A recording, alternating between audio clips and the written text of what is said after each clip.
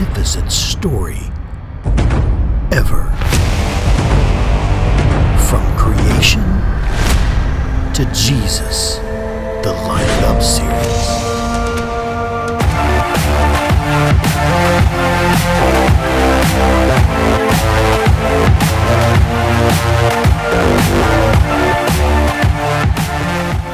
Hey guys, I'm Michael from eKids. That's me. So check it out. We're going to learn these big topics: creation, the fall, promises, slavery, Passover, law, kingdom, temple, exile, and of course Jesus. We'll even talk about the Psalms. In the Old Testament, guys, there are some ups, and there are some downs. Down, down, down. And all these ups and downs actually lead to Jesus. Wow. Are you ready? Yep. So God created the whole world. Things were good. But then we messed up. So that's bad. But the thing is that God promised to help us. He gave us covenants, and like a covenant's like a deal, like, you know, shaking hands. It's like a deal. So God made deals with us to make things better. But guess what we did? We messed up. We didn't follow the deal. And the Israelites ended up in slavery. Bad again. But what ends up happening is people turn their eyes to God. They begin following God again, and then He saves them. And they have the Passover about how God saves His people. They end up crossing the Red Sea and being free again. And when they cross that Red Sea and they're free, God gives them the law, a bunch of rules and things. But for now, know that they didn't exactly obey the law that well, and things got worse.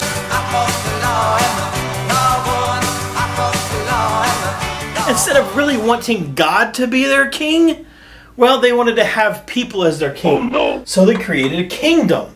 Some of that's good and some of that's bad.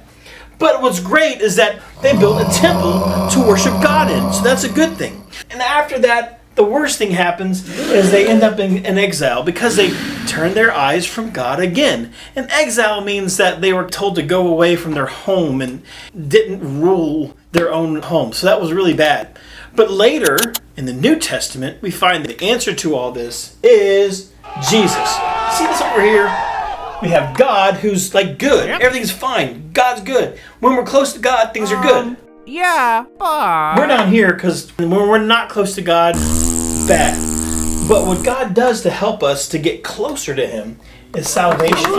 Check this out. The Old Testament shows us salvation over and over and over and over and over. Over and over and over and over and over and over and over and over and over and over and over and over and over and over and over and over and over and over and over and over again. Things are good. We mess up. We turn to God. Things are good again. We mess up. We turn to God. Things are good again. We mess up. We turn to God. Things are good again. We mess up. We turn to God. Things are good again. Over and over and over. And that's called salvation. And that's called salvation. In your life, you might do bad things. But when you turn to God, that's called salvation. Wow. The first time you ever do it, you get saved. Yep. So you guys ready to hear the next story? All right, check it out. And now let's learn about the exile. Because people did bad things, Israel was split into two kingdoms, the northern kingdom and the southern kingdom. The northern kingdom was called Israel. There were 10 tribes in Israel. The southern kingdom was called Judah, and it had just 2 tribes. So Israel messed up, and they didn't obey God. So God stopped helping them. So of course the powerful Assyrian army, like the bad guys, they came and beat Israel. They even kicked them out of their homeland. The southern kingdom, aka Judah, was ruled by some really, really bad kings who also did the same thing the northern Israelites did. They messed up and stopped obeying God. They even worshiped the fake pagan gods. Oh no! So of course, God didn't help them either. The Babylonians, more bad guys, got them too. Remember the kingdom that we learned about? Gone. Remember the cool temple we learned about? Yep, it was gone too. Dude, they destroyed everything. It was terrible, all because people stopped listening to God. Now, In Judah, the dirty south, the Babylonians, aka the bad guys, they took the smartest guys in Judah and made them work for the Babylonian king. Boo! But they taught them the language and culture and other interesting stuff. See, this king named Nebuchadnezzar, he needed smart people to help him. So this really stinks because smart people could have been serving God instead. 4 names were chosen to help the king. It's funny because these guys had different names and different languages, but we know them as Daniel, Shadrach, Meshach, and Abednego. King Nebuchadnezzar wanted these guys to eat the best foods and drink the choice wine from his own table. And I guess they must have been doing a pretty decent job, right? But guess what? They were even more worried about serving God than serving the king, and some of those foods weren't allowed in the Old Testament. So Daniel said, "No way, Jose." Okay, he didn't call the king Jose, but you get the idea. The guy in charge of arranging the meal, he was scared. What if these guys lost weight, or what if they looked weak because they couldn't eat the food, or they wouldn't eat the food? Boy, the king is gonna be so mad. So, the chef made them veggies instead. Ugh, boo. But guess what? They were healthy, and I guess we should eat our veggies, right, Mom? Okay, yuck. Anyway, they were allowed to keep eating that diet, and it made God happy. At least Daniel and the other 3 were doing the right things. Later, King Nebuchadnezzar found that Daniel, Shadrach, Meshach, and Abednego were way smarter than the other guys. Plus, Daniel was able to interpret visions and dreams. Whoa. Okay, so this is good news. This made Daniel pretty important. See, following God really helps out. The king was having bad dreams and he really needed Daniel's help. So the king had this one crazy dream. He tried to have an astrologer and a magician interpret it. He told them, "I had a dream that troubles me, and I want you to tell me what it means." The astrologer said, "O king, tell us your dream, and we will be happy to interpret it for you." The king said, "I want you to tell me the dream and its interpretation, and if you do not, then I will have you all killed. But if you are able to tell me my dream and interpret it, then you will receive gifts, rewards, and great honor." The magicians and astrologers were totally freaked out. They replied, "There's not a man on earth who can do what the king asks." The king was super duper mad. Sure enough, he planned to have all those dudes killed. I know, savage, right? In fact, he was going to kill all of these smart dudes, all the smart advisors. But Daniel, he spoke to him with great wisdom and bravely went before the king and asked for extra time so that he could figure out this crazy dream. He told his friends and, well, they prayed for him.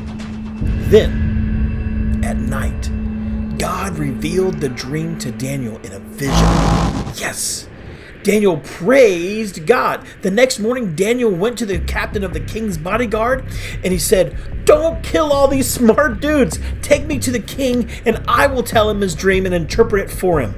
So Daniel went to the king, told the king that only the power of God can truly interpret the dream, not a bunch of magicians and astronomers. And God has revealed it to Daniel. So here's the dream.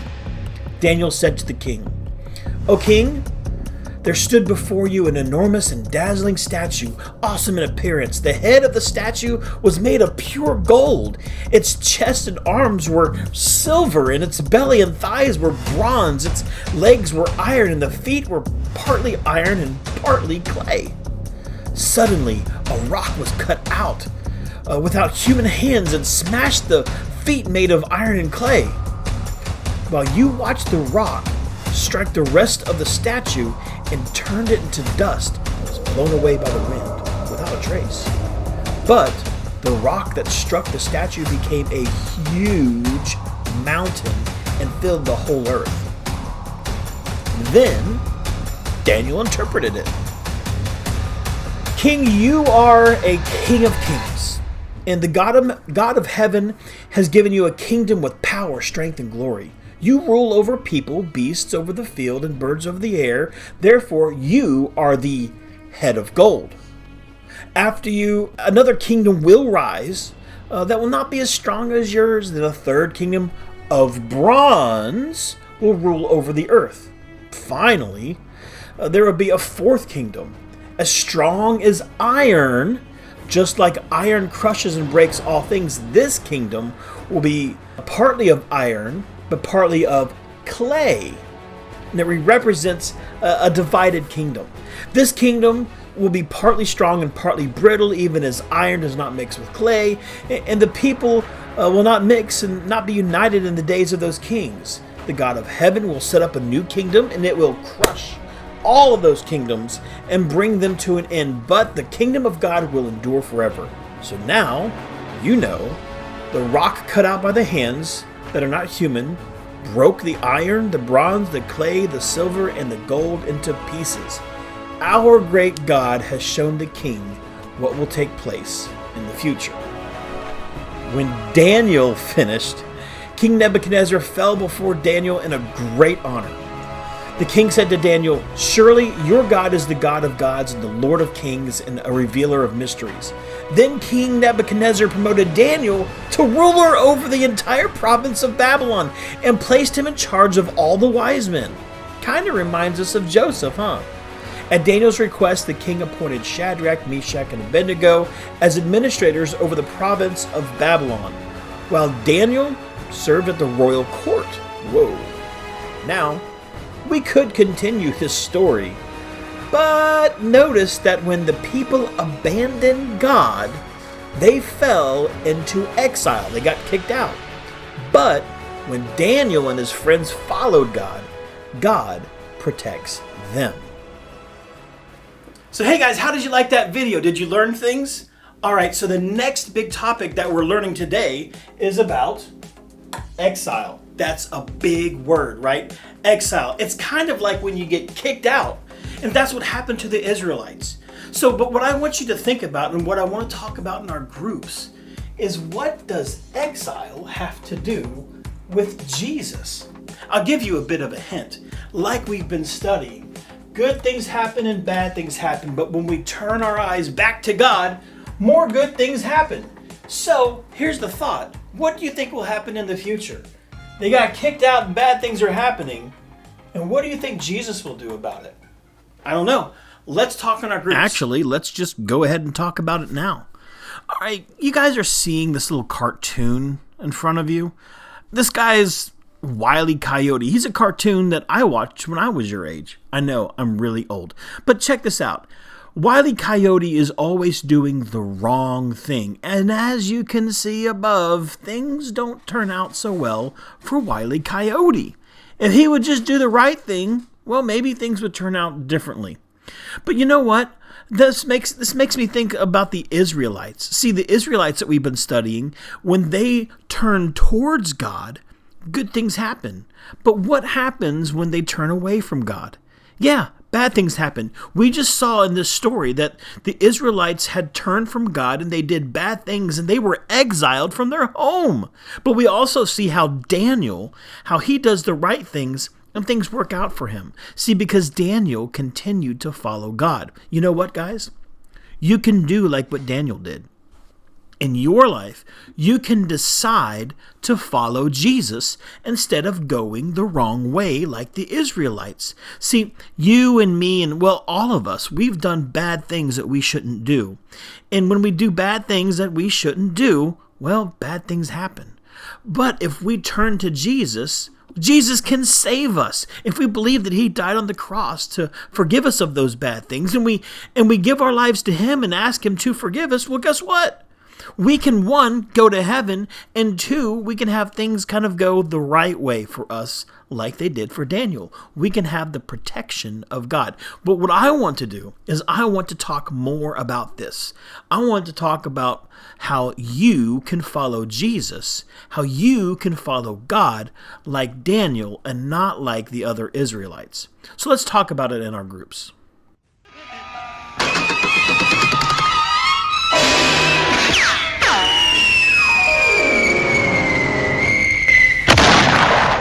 right, guys, I love you.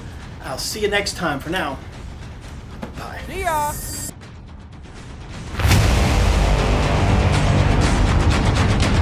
The most magnificent story ever. From creation to Jesus, the Line It Up series.